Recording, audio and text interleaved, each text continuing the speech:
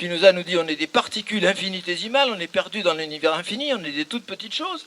Et il nous dit en même temps on va connaître les attributs, on va connaître Dieu, on va connaître la nature. C'est un peu bizarre. Oui, mais nous sommes des particules, mais nous sommes aussi des produits. Nous sommes les produits de la nature infinie. Ça veut dire que nous sommes reliés à tout ce qui s'est passé avant nous. Je reprends mon exemple de tout à l'heure.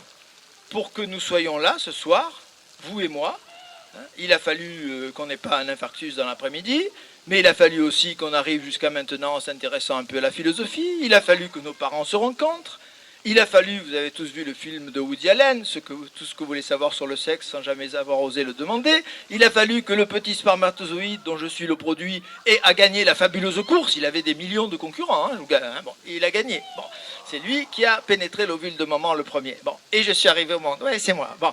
Donc il a fallu que la même chose se produise chez mes grands-parents, chez mes arrière-grands-parents, à la préhistoire, pendant des centaines de générations. Vous avez infiniment plus de chances de gagner à Euromillions que de venir au monde. Alors on va dire, vous êtes des miracles.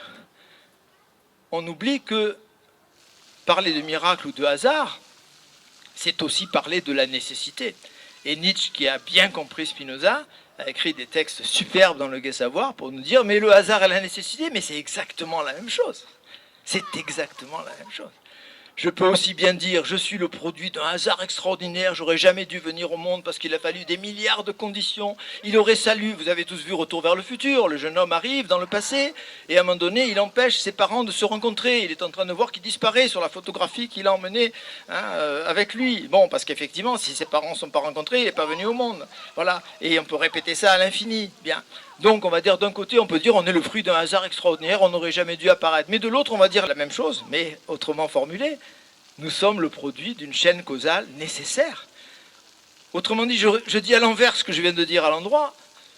Pour que je n'apparaisse pas, pour que je ne sois pas là devant vous ce soir et vous devant moi, il aurait fallu que l'univers tout entier change. Il aurait fallu que la chaîne causale immense qui m'a précédé ne soit pas la même que celle qui a existé.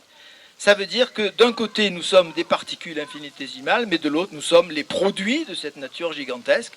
Elle nous a voulu, en quelque sorte. Et si cette nature, c'est aussi Dieu, la pensée infinie de Dieu, ça veut dire que je suis pensé également par cette pensée infinie.